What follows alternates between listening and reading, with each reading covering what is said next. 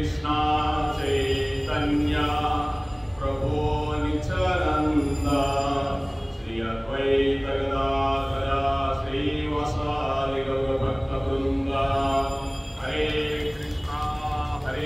कृष्ण कृष्ण कृष्ण हरे हरे हरे राम राम राम हरे हरे ఏడుకొండలవాడ వెంకటరమణ గోవింద గోవింద ఆపదములవాడ ఒకే కాసులవాడ శ్రీనివాస్ గోవింద గోవింద వసుదేవ సుతం దేవం కంసచానూరమర్దనం దేవకీ పరమానందం కృష్ణం వందే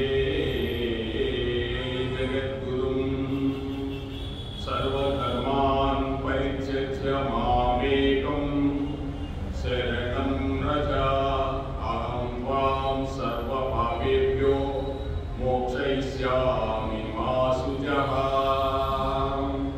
అన్ని ధర్మముల నుండి నన్ను ఒక్కడిని శరణుని సమస్త పాపముల నుండి ప్రక్షాళనగా వచ్చి మోక్షం ఇచ్చేదంతా నా భయపడదు. ఇది చర్మ గీతము, చర్మ శ్లోకము.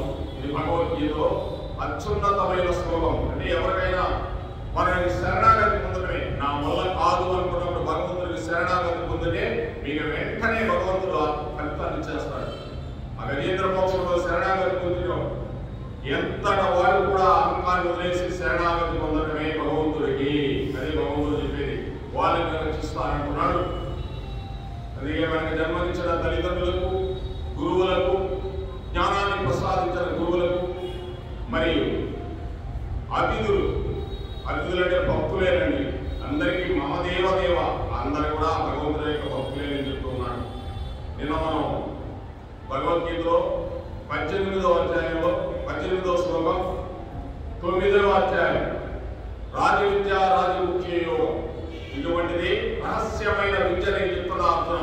దీన్ని మించిన విద్య ఇంకొకటి లేదని చెప్తున్నాడు భగవంతుడు. ఆ భగవంతుడు నిన్న ఏం చెప్పాడు? గతిర్భర్త ప్రభు సాక్షి నివాసస్య ప్రభవ ప్రళయ స్థానం నిదానం బీజమైక్యం. అంటే ఈ యొక్క పరమలక్ష్యమును భరించేవాడిని, ప్రభువును, సాక్షి ప్రాణుల నివాస స్థానమును శరణం పొందదగిన వాడు. అందుకే సర్వధర్మాన్ని పరిత్యజ్య. ఆ శరణం పొందాల్సిందని మీరందరూ హితమనొచ్చే వాడిని కూడా నేనే మీ అందరికీ. సృష్టి స్థితి లయ కర్త మొత్తం నేనే. ఆ విధంగా నిక్షేపమై ఉన్నాను, నన్ను మూల కారణమై ఉన్నాను. అందుకోసం నన్నే మీరు ప్రార్థించండి అని భగవంతుడు చెప్తూ ఉన్నాడు. జీవునికి పరమగతి ఏదైనా కూడా పరమాత్మయే అని నిన్న మధ్యం ఉందండి. అంటే భగవంతుడి శరణాగతి పొందడమే మనం, దీని మించింది ఇంకొకటి లేదు. ఒక్కొక్క రకంగా ఉంటుంది భగవద్గీతలో. చిన్నప్పటి నుంచి భగవద్గీత పిల్లలకి నేర్పించిన, చిన్నప్పటి నుంచి చక్కగా భగవద్గీత చదివిన వాళ్ళు ఉన్నతమైన వ్యక్తులుగా తయారవుతారు. అది మొట్టమొదటి మనం తెలుసుకోవాల్సిన కర్తవ్యం. భగవద్గీత చదివితే సన్యాసాన్ని ఎవరో స్వీకరించరండి. భగవద్గీత చదివితే మాత్రం సన్యాసాలు కావు. భగవద్గీత చదివితే ఉత్తమమైన వ్యక్తులుగా తయారవుతారు. తన ధర్మం ఏంటో తను చేస్తారు. ఏది భయపడదు, ముందుకు సాగిపోతూ ఉంటాడు, వెనక్కి తిరిగే పనే లేదు. అది భగవద్గీత అంటే. ఏదున్నా ఏది పోయినా కూడా అతను ఏది కూడా సమంగా చూస్తూ ఉంటాడు. అంటే భగవద్గీత ఏది పోగొట్టుకోడండి. భగవద్గీత అయితే చాలా తెలివిగా ప్రవర్తిస్తాడు. అది భగవద్గీత అంటే. భగవద్గీత చదివితే చాలా తెలివిగా ప్రవర్తిస్తాడు. అందుకే భగవద్గీత లోపండి. ఈరోజు భగవద్గీత 9వ అధ్యాయంలో రాజవిద్య రాజముఖ్య యోగంలో 21వ శ్లోకం. తేతం భుక్వా స్వర్గలోకం విశాలం క్షీణే పుణ్యే మధ్యలోకం విసంతి ఏవం త్రైధర్మ మను ప్రపన్నా గతాగతం కామ కామాలభంతే. భగవంతుడు చెప్తున్నాడు, ఏమని చెప్తున్నాడు? ఓ అర్జున, విశాలమైన స్వర్గలోకం అనుభవించి పుణ్యము నశించిన తర్వాత, క్షయించిన తర్వాత తిరిగి మనుష్య లోకమున జన్మించుతున్నారు. ఈ ప్రకారముగా సకాలమును వేదోక్త కర్మమును అనుష్ఠించునట్టి ఆ భోగా విలాసులు రాక పోకడలను జనన మరణములను పొందుతున్నారు. భగవంతుడు ఏం చెప్తున్నాడు ఇక్కడ? మీరు స్వర్గలోకానికి పోయినప్పుడు విశాలం అండి. స్వర్గలోకం అంటే భూలోకం రాకూడదు, చాలా విశాలం. అసలు చూస్తే అంటే మనం భాగవతంలో భగవద్గీత వస్తుంది. స్వర్గలోకం అంటే రామాయణంలో ఎక్కడ స్వర్గలోకం రాదండి. ఒక్క దశరథ మహారాజు స్వర్గానికి వెళ్ళినప్పుడు ఇంద్రుడితో పాతికలాడుకుంటాడు, అక్కడ మాత్రమే స్వర్గలోకం గురించి వస్తుంది. మరలా రామచంద్రుడు అరణ్యవాసానికి వెళ్ళినప్పుడు చిత్రకూట పర్వతం మీద కూర్చున్నప్పుడు ఈ అమ్మలందరూ చేస్తారు. సుమిత్ర, కౌసల్య, కైకేయి, మొత్తం భారతుడు, శత్రుఘ్నుడు, వశిష్ఠుడు, మొత్తం సుమంత్రుడు, ఆ యొక్క అయోధ్యలోని ప్రజలందరూ చేస్తారు. వచ్చేసి రామచంద్రుడికి నాన్నగా చనిపోయారని చెప్పి రామచంద్రుడి కింద పడి ఓడబడి ఏడుస్తున్నాడు. ఏడ్చిన తర్వాత ఆయన పిండోత్పత్తి కార్యక్రమం చేయాలి కదా. వాళ్ళ అన్నలు తమ్ముళ్ళు ఎవరో చేయాలి. రామచంద్రుడు రేగిపళ్ళు ఎక్కడో తీసుకొస్తే రక్తిస్తామంటాడు. రేగిపళ్ళు దంచి ఆ రేగిపళ్ళుకు వాళ్ళ నాన్నగారికి పెట్టి ఆ రేగిపళ్ళు తింటాడు. ఆ రోజు వాళ్ళ అమ్మ చాలా బాధపడుతుంది. అంటే అప్పుడు కొంతమంది అంటారు స్వర్గలోక ప్రాప్తి కాడ ఉంటుందని వాదిస్తాడు రాముడు, చాలా వాదిస్తాడు. సుమంతనైతే ఏ స్వర్గలోకం ఏంటనే రామ, మీ నాన్న ఎప్పుడో చనిపోయాడు, దాని గురించి ఏంటి, ఈ పెండాలేంటి, కార్యక్రమాలు ఏంటని ఆయన అక్కడ అంటే రాముడు చాలా కోపం వచ్చి కన్నులు ఎక్కడ చూస్తాడు. సరే, ఆ విధంగా ఎలా చేసిన తర్వాత ఈ స్వర్గలోకం ఏంటి, ఈ పితృదేవతలు ఎవరు, మన పితృదేవతలు అంటే మనం అనుకున్నాడు ఎవరైనా కూడా వాళ్ళందరూ ఎక్కడ ఉంటారు, ఇవన్నీ రాముడు విశ్లేషణ చెప్తాడు ఆ చిత్రకూట పర్వతం మీద. నేను కావాలని అన్నాలని రామా, ఈ మంది గురించి కావాలని చెప్తాడు. అంటే ఈ స్వర్గలోకాలు అన్నీ ఉన్నాయండి, పితృలోకాలు అన్నీ ఉన్నాయి కనుక ఇటువంటి స్వర్గలోకం చాలా విశాలమైనది. పుణ్యము క్షయింపి నువ్వు స్వర్గలోకానికి పోయినా కూడా నువ్వు ఎన్నో అశ్వమేధ యాగాలు చేస్తావు, నువ్వు ఇంద్ర పదవి సంపాదిస్తావు, స్వర్గలోకానికి వెళ్తావు. మరి పుణ్యం క్షీణించిన తర్వాత క్షీణే పుణ్యే మత్స్యలోకే అంటున్నారు. ఈ పుణ్యం క్షీణించిన తర్వాత మరలా ఈ మత్స్యలోకం అంటే భూలోకమైంది. ఈ భూలోకాల నుంచి తప్పిన పడిపోతావు. దీనివల్ల నీకు ప్రయోజనం లేదు. అంటే జనన మరణాలు జరుగుతూ ఉంటాయి, రాకడా పోగడాలు. భగవంతుడు అయితే చెప్తున్నాడు, ఇది తప్పించుకోవాలంటే ఏం చేయాలి? నా గురించి ఆలోచన చేయాలి. నెక్స్ట్ పద్యం చెప్తాడు, అనన్యా చింతయంతాయో అనన్యా చింతయంతో మా ఏ జనాక పర్యుపాసతే తేషాం నిత్యాభియుక్తానాం యోగక్షేమం వహామ్యహం. ఎవరి ఇతర భావములు లేకుండా నన్ను గూర్చి చింతించుతూ ఎడతెగక ధ్యానించుచున్నారో ఎల్లప్పుడూ నాయందే నిష్ట కలిగి అట్టి వారి యొక్క యోగక్షేమములను నేనే స్వయంగా వహిస్తున్నాను అర్జున అని చెప్పి భగవంతుడి కృష్ణ పరమాత్ముడు చెప్తూ ఉన్నాడండి. అంటే నువ్వు స్వర్గలోకానికి పోయినా కూడా జనన మరణాలు ఉన్నాయి, కానీ నా గురించి ఆలోచించే నువ్వు దీనివల్ల ప్రయోజనం లేదంటున్నాడు. దీనివల్ల ప్రయోజనం లేదు. కొన్ని రోజులు ఉంటావు, అక్కడ భోగాలు అనుభవిస్తూ మళ్ళీ వచ్చి పడిపోతావు. అంటే దీన్ని బట్టి అర్థం చేసుకోండి, ఇంద్రలోకంలో ఇప్పుడు మనకి పరిపాలన చేస్తూ ఉన్న ఇంద్రుడు కూడా ఉన్నాడండి. ఇంద్రలోకం ఉంది, యమలోకం ఉంది, అన్ని లోకాలు ఉన్నాయండి, లేకుండా లేవు. అటు సకాలంలో వేదోక్తములకు యజ్ఞ యాగాలను ఆచరించే వారు స్వర్గలోకములకు ఉంది. అంటే యజ్ఞాలు యాగాలను ఎన్ని చేసుకుంటే అక్కడ ఎందుకు వాళ్ళకి ఈ యొక్క అనుభవించాలనే దాంట్లో కొన్ని, అందుకే కదా కొన్ని యజ్ఞాదేవయా నీకు రావాల్సినవి వస్తాయంట చూడండి. అంటే మనకి ఏది కావాలో అది దానికోసం చేసుకుంటున్నాం మనం, దశాశ్రితమైనది. అట్లా దేవోభోగాలు అనుభవించి ఈ యజ్ఞ యాగాలు చేసిన వాళ్ళు స్వర్గలోకాన్ని పొందుతారు. అశ్వమేధ యాగాలు 100 అశ్వమేధ యాగాలు చేస్తే ఇంద్ర తల వస్తుంది. అందుకే ఇంద్రుడు అశ్వమేధ యాగాలు చేయలేదు ఎవరిని కూడా, ఎవరినో ఒకరు కొట్టేస్తున్నాడు. అందుకే ఆయన కూడా మహానుభావుడు ఆయన ప్రహ్లాదుడు యొక్క మనవుడు బలిచక్రవర్తి కూడా 100 అశ్వమేధ యాగాలు చేసేదానికి ఒక ఉండవు ఉన్నాయి, ఇంద్రుడు కొట్టేశాడు ఆయన్ని. అలా ఇంద్ర పదవులు రాని కూడా అట్టి దేవభోగములు అనుభవించి పుణ్యము క్షీణించి మరలా భూలోకాన్ని పొందుతుంటారు అర్జున అని చెప్తున్నాడు. ఈ ప్రకారముగా సకామ కర్మములను శరణ పొందువారు భోగాభిలాషులు మరలా మరలా పుట్టుతూ చనిపోతూ ఉంటారయా అని భగవంతుడు చెప్తున్నారు. ఈ భోగాలు అనుభవించాలనుకునే వాళ్ళు పుడుతూ ఉంటారు, చనిపోతూ ఉంటారు. దీనివల్ల ప్రయోజనం లేదని చెప్తున్నాడు. పుణ్యము గాని పాపము గాని అనుభవించిన కొలది క్షీణించుతుండను. చేయిస్తూ ఉంటుందండి. అంటే వెళ్ళిపోతూ ఉంటది. నువ్వు పుణ్యం చేశావు, దాన్ని అనుభవించావనుకో ఆ పుణ్యఫలం తగిలిపోతూ ఉంటది. ఆ విధంగా పుణ్యం కానీ పాపం కానీ ఏదైనా సరే అది చేయిస్తూ ఉంటుంది. దీనిని బట్టి ఆ స్వర్గాది లోకమునందు జీవునికి శాశ్వత స్థితి కలుగనేరదని స్పష్టమవుతున్నది. ఆ స్వర్గాది లోకాలకి జీవునికి శాశ్వతమైన స్థితి లేదు. మనకే జీవుడు అంటే ఆ స్వర్గలోకానికి వెళ్ళినా లాభం లేదు. ఇక్కడ కూడా మనం ఎంత అనుభవించినా కూడా ఎన్ని రోజులు ఉంటాం, ఏం అనుభవిస్తున్నామండి, ఎంతవరకు ఉండాలో అంతవరకే భగవంతుడు మనం అడిగితే అంతే ఇస్తాడు. విశాలం అని చెప్పినందువలన ఆ స్వర్గలోకం భూలోకం కంటే ఒక ఇంత విస్తరణగా ఉంటుంది. ఈ భూలోకం అంటే చాలా పెద్దదండి. విమానాలు ఉంటాయి, చాలా విమానాలు ఉంటాయి. ఎవరు కావాలంటే ఇంకేసి వెళ్ళిపోవచ్చు. అలాంటి బట్టలు దొరికితే ఎక్కడ కావాలంటే అక్కడ రాసి ఉంటుంది, ఆ ప్రాంతానికి వెళ్ళిపోవచ్చు. మళ్ళీ అవసరమైతే అదే వస్తాయి. పెట్రోల్ అవసరమా, డీజిల్ అవసరమా, అలా ఉంటుంది స్వర్గలోకంలో. ఇప్పుడు మనకి ఎయిర్పోర్ట్స్ ఉన్నాయి కదా, ఇప్పుడు ఉండేది కొద్ది ఎయిర్పోర్ట్సే, ఇప్పుడు కొన్ని వేల విమానాలు ఉంటాయంట.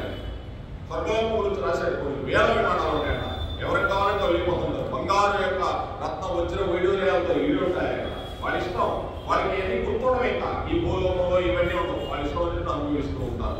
అందువల్ల ఎవరు కూడా భూలోకంలో ఉంటే మనం భగవంతుడు చేరుకోవాలని వాళ్ళు కూడా ఆనందిస్తూ ఉంటారంట. అందుకే మనకి ఇక్కడ కూడా భోగాలు ఎక్కువైపోయినాయి అనుకో, మనం వెనకలన్నీ మర్చిపోతాం, గుర్తుండదు మనకి. అందుకే భోగాలు ఎక్కువగా అనుభవిస్తే మన కర్మలు మనకు గుర్తుండవు, ఆ భోగాలు క్షీణించిపోతూ ఉంటాం మనం. ఈ విధంగా అంత మాత్రం చేత గొప్పతనమేమి, అచ్చట మోక్ష ప్రయత్నం చేయడం అవకాశమేమి. ఎక్కడైనా మనం వినేదానికి అవకాశం భగవంతుడి గురించి, అక్కడ ఒక్క క్షణం కూడా కృష్ణ రామ అనేదానికి ఉంటుంది. అంత భోగాలు ఉన్నాయి అక్కడ.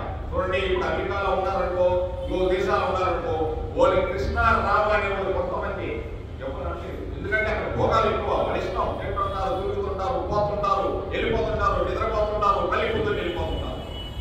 బాగా ఆలోచన చేయండి. అక్కడే ఇంటుంటే అక్కడ ఎలా ఉంటుందో అర్థం చేసుకోండి. అలా ఉంటుందండి. అతను మోక్ష ప్రయత్నం చేయడానికి అవకాశమే లేదు అర్జున. పైగా అతను భోగాదులకు మోక్షము చిక్కెదురు. ఈ భోగం చేసే వారికి మోక్షము చాలా చాలా దూరంగా ఉంటుందంట. స్వర్గాదులనేవి కర్మానుభవలోకము, మోక్ష ప్రయత్నము భూలోకం అంటే సాధ్యపడునని ఒక్క మానవునికి అట్టి ప్రజ్ఞ భగవానుడు వసంగనని శాస్త్రము చెబుతున్నవి. దేవతలకు కూడా లేదండి మోక్షం, ఒక్క భూలోకంలోని. అందుకే భూలోక స్వర్గం అంటారు. ఈ భూలోకంలోనే ఏం చేయాలన్నా కూడా, పుణ్యం చేయాలన్నా, పాపం చేయాలన్నా, భగవంతుడు చేరుకోవాలన్నా ఇక్కడికి రావాల్సిందే ఎవరైనా కూడా. అందుకే కదా భూమి మీద అవతరించాల్సిందే భగవంతుడు కూడా. స్వర్గాది లోకాలు అవతరించదు. అవసరం వచ్చినప్పుడు స్వర్గలోకానికి పోతారు. కృష్ణ పరమాత్ముడు పారిజాత అపహరణ కోసం స్వర్గలోకానికి వెళ్ళాడా లేదా? అది ఎలా ఉంటుందండి? కనుక ఒక్క మానవుడికే ఇక్కడ ఉండేదని శాస్త్రాలు ఘోషిస్తూ ఉన్నాయి. కాబట్టి ఈ అమూల్య మానవ జీవితము సంసారాన్ని కొరకుగాక మోక్షము కొరకై వినియోగించువాడు ధన్యుడు. ఎవరైనా సంసారం చేయకుండా నువ్వు చేయడం లేదంటే చెయ్యి, సంసారం చెయ్యాలా, ఇల్లు, వారి భార్య, బిడ్డలు, పశువు, పక్షాలు అన్నీ కావాలా, కానీ ఇవన్నీ నాకు కాదు. రోజు ఏమంటే చెప్తానంటే అలా ఉంటుంది. వైరాగ్యం ఇవన్నీ నాకు కాదు, ఇవన్నీ నా అయితే నా శరీరం చిన్నప్పుడు అలాగే ఉండాలి. చిన్న పిల్లవాడు కానీ నేను ఉండాలా లేదా, నేను కనుక ఇలాగ ఉంటానంటే కుదరదు. అమ్మ ఒప్పుకొని ఎవరు ఒప్పుకోరు. ప్రకృతి ఏమని పెంచి ఒక స్టేజ్ దాకా తీసుకోపోయి అలా ఆగిపోతుంది. తర్వాత బాల్యము, యవ్వనము, ముసలితనము, కౌమారము, శరీరం పెట్టుకుంటుంది. ఉండమన్నా ఉంటుందే ఉండదు. ఈ విధంగా సంసారం కొరకు యత్నించకు, మోక్షం కొరకే చేయి. లేకుండా మరలా ఏ లోకమునందు ఇట్టి సద అవకాశానికి నీకు లభింపనే లేదు. బ్రహ్మలోక పర్యంతం అయినా కూడా నీకు ఇటువంటి ఆనందం భూలోకంలో ఉన్నటువంటి ఆనందం ఎక్కడ దొరకదండి. భగవంతుని ఆరాధించాలంటే ఒక్క భూలోకమే, ఎక్కడ దొరకదు. కింద లోకాలు ఉన్నాయి, అతల వితల సతల సుతాసల రసాతల పాతాల లోకాలు, అక్కడ కూడా లోపల చీకటి లోకాలు అవన్నీ. మండోదరి అయితే పాతాల లోకం, మండోదరి పాతాల లోకం, నాగలోకం, అవన్నీ చిత్రంగా ఉంటాయి. భగవంతుడు లేదు, ఒక్కొక్క సమయాన్ని బట్టి ఒక్కొక్క లోకాలన్నీ చూపిస్తూ ఉంటాడు. ఇప్పుడు ఉండేది పాతాల లోకంలో ఉన్నాడు, సుతం లోకంలో ఉన్నాడు. ఆయన ప్రహ్లాదుని యొక్క మనవడు, ఆయన సుతం లోకంలో ఉన్నాడు. ఇప్పుడు కూడా ఆయన వల్ల ఇతర పదవులు సాధిస్తున్నాడు. రేపు రాబోయే మన్వంతరంలో ఆయనే ఇంద్రుడిగా వస్తాడు. ఇలా ఈ మానవ జీవితాన్ని సద్వినియోగం చేసుకొని భూలోకం అనేది భగవంతుడు తెలుసుకొని మోక్షాన్ని పొందాలంటున్నాడు. మోక్షం అంటే మోక్షం అంటే ఏమి లేదండి, భగవంతుని ఆరాధించడం, నువ్వు చేయాల్సిన పని నువ్వు చేయడం, కర్తవ్యాన్ని వదలకుండా చేయడమే. ఇందాక సంసారమే ఎన్ని వద్దన్నావు, సంసారం వద్దంటున్నాడు భగవంతుడు. రాముడు అంటున్నాడే సంసారాన్ని చేశాడు, వదిలేడా? రామచంద్ర అవతారం అంతా సంసారమే కదండి, ఎక్కడన్నా వదిలేడా? భార్యను వదిలేడా? తమ్ముడిని వదిలేడా? ప్రజలను వదిలేడా? ఎక్కడైనా జీవరాశులు వదిలేడా? పక్షులుగా వదల, అన్నింటినీ సమానంగా చూసుకుంటూ వచ్చాడు రామవతారం. మళ్ళీ తన ఇంటికి తను వెళ్ళిపోతాడు. అక్కడ బ్రహ్మాండమైన బంగారు లంక ఉన్నా కూడా ఈ లంక విభీషణుడు పరిపాలన చేయమన్నాడు. బంగారు లంక చూడండి, సుందరమైన వనాలు, సుందరమైన తోటలు, ఇటువంటి బంగారుతో రోడ్లు, అవన్నీ బావులు కూడా బంగారే అంట. రావణాసురుడు అలా చేసుకున్నాడు, ఎక్కడ బంగారంతో తీసుకొచ్చే బావులు కూడా బంగారే తెచ్చుకున్నాడు. ఇటువంటి నగరాన్ని మీరు పరిపాలన చేయండి రామ అంటే, ఎక్కడ పుట్టానో అక్కడికి వెళ్తేనే నా ప్రజలు ఆనందిస్తారు విభీషణ. వెంటనే అక్కడికి వెళ్ళేదానికి ఏదైనా సాధనాలు ఉన్నాయన్నాడు. ఎందుకు లేదు స్వామి, పుష్ప విమానం ఉందిగా, మానవ పుష్ప విమానం, అది వెంటనే ఎంతమంది అయినా తీసుకెళ్తారు. వెంటనే ఎక్కిన తర్వాత అక్కడ అయోధ్యలో దిగిన తర్వాత పనంతా అయిపోయింది. విభీషణ, ఇంకా మనకి పుష్ప విమానం అవసరం లేదు, మనం తీసేసింది, దాని వల్ల ఎక్కడ తీసుకెళ్ళాలి అక్కడ పంపించేయన్నాడు. విభీషణుడు తీసుకెళ్తారు. రాముడు అసలు ఇంత కూడా పరవస్తువులు తీసుకునేవాడు కదండి, అది రామచంద్రుడికి. తన నివాసం ఎక్కడ? అయోధ్య. మళ్ళీ అయోధ్యకి వచ్చాడు. అలాగే మన నివాసం ఎక్కడ? కృష్ణ లోకము, భూలోక బృందావనం, వైకుంఠ లోకాలు ఏదైనా అక్కడికే వెళ్ళాలి. ఎక్కడి నుంచి వచ్చామో అక్కడికి వెళ్ళడమే మన ధర్మము. ఎక్కడి నుంచి వచ్చాము? అమ్మగర్భంలో నుంచి వచ్చాము, మళ్ళీ అమ్మగర్భంలోకి వెళ్తామే. ఈ శరీరాన్ని అమ్మగర్భంలోకి వేసేయాలి. ఈ యొక్క మనసు, ఆత్మ, ఇవన్నీ భగవంతుడి దగ్గర చేస్తాం. అని ఈ శరీరంతో పని లేదండి. ఈ శరీరాలు ఎన్ని తిన్నామో, ఎన్ని చేసామో, ఈ భూలోకం ఈ మట్టిలో కలిసిపోయింది. ఒక్క ఈ ఆత్మను, మన మనస్సు, ఇంద్రియాలు అన్ని మూటగట్టుకు తీసుకుపోయి భగవంతుడి దగ్గర పడేస్తాయి. కాళ్ళ దగ్గర అయిపోయినట్టు మన జీవితం. ఇది ఎంత కష్టమైన పని, ఎంత తేలికైన పని, అంత తేలికైన పని. ఏది చేస్తున్నా భగవంతుడు నామమే. కలియుగంలో భగవంతుడు చేరుకోనంత ఆనందం ఇంకా ఏ యుగంలో నువ్వు చేరుకోవు. ఏ యుగంలో కష్టమే, ఈ యుగంలో చాలా ఈజీ. ఇప్పుడు విగ్రహారాధన చేస్తున్నాడు, ద్వాపరయుగంలో విగ్రహారాధన. కానీ ఇప్పుడు విగ్రహారాధన మనం చేస్తున్నామా? మన తీరుగా వాటే చేస్తారు. విగ్రహారాధన కూడా చాలా కష్టం, కానీ హరినామస్మరణ చాలా ఈజీ. మడి మైలు ఏది అవసరం హరినామస్మరణకి. నీ మనస్సు ఒక్కడే పెట్టమన్నాడు కలియుగంలో. ఒకేవద్దు, నేను నామంలో ఉన్నాను. నామి అంటే నామంలో భగవంతుడు ఉన్నాడంట. అందుకే గోవింద నామం చూడండి, ఏడుకొండలవాడ వెంకటరమణ గోవింద అంటే చాలు, ఒక్కసారి అంటే చాలు 7 కొండలు పరిగెత్తుకొని వస్తారన్నాడు. అందుకోసం మానవ జీవితానికి అది నామస్మరణ మించింది జగత్తులో పడేది లేదు. ఏమైనా స్నానం చేసేయాలంటే ఏం అవసరం? నీ మనసు పవిత్రమైపోతే ఈ స్థానమే గంగానది అయిపోతుంది. నీ మనసే గంగానది. అది భగవంతుడు చెప్పేది. నా మీద మనసు పెట్టు, ఇవన్నీ తీసిపడే, నా మీద మనసు పెట్టు అని చెప్తున్నాడు భగవంతుడు.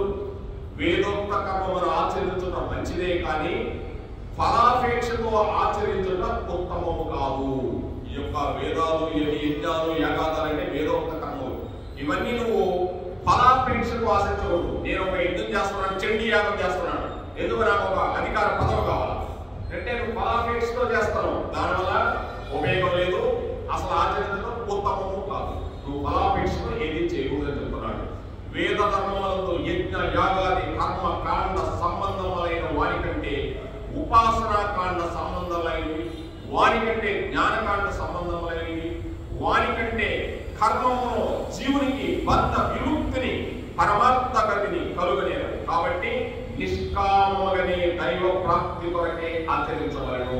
నువ్వు ఎన్ని కూడా యజ్ఞము యాగాదులు ఎన్ని చేసినా కూడా ఈ పరమార్థాన్ని లాభం లేదు. ఏం చేయాలి? ఏం చేసినా నువ్వు నిష్కామ కర్మయోగము. యజ్ఞం చేస్తున్నావంటే నిష్కామ కర్మయోగం. దేనికి? సర్వే జనా సుఖినో భవంతు. నువ్వు ఒక యజ్ఞం చేస్తానంటే అందరికీ నువ్వు మేలు చేయాలనే ఉద్దేశంతో చేస్తే అది నీకు సంబంధం లేదు. కృష్ణ అందరికీ మేలు చేయాలనే ఉద్దేశంతో నా చేత చేసుకున్నావు, ఇది కూడా నాకు సంబంధం లేదంటే నిష్కామ కర్మయోగం. ఇక దాన్ని మించిన నిష్కామ కర్మయోగం ఈ జగత్తులో ఇంకొకటి లేదండి. అమ్మకి ఇంత అన్నం పెట్టావు, తెచ్చి ఇంత దర్శించావు, నేను ఇస్తున్నానా? కృష్ణుడు ఇచ్చాడమ్మా, మీరు కృష్ణార్పణం అయిపోయింటే నీకు అమ్మకి ఇక ఈ బంధం లేదు. ఈ మళ్ళీ అమ్మ రుణం ఇవన్నీ తీర్చుకోవడం కూడా మనకు అవసరం లేదు. భగవంతుడితోనే మన రుణాలను తీర్చుకొని వెళ్ళిపోవాలి. భగవంతుడికి ఎంత రుణాలను తీర్చుకోగలమంటే ఒక నమస్కారం చేస్తే చాలు. కృష్ణ నేను ఏ రుణం తీర్చుకోగలిగి నీకు ఒక్క నమస్కారం చేస్తాను, స్వీకరించంటే చేస్తే ఎందుకు స్వీకరిస్తానంటాడు. అది కృష్ణ పరమాత్మ. గతాగతం కామ కామ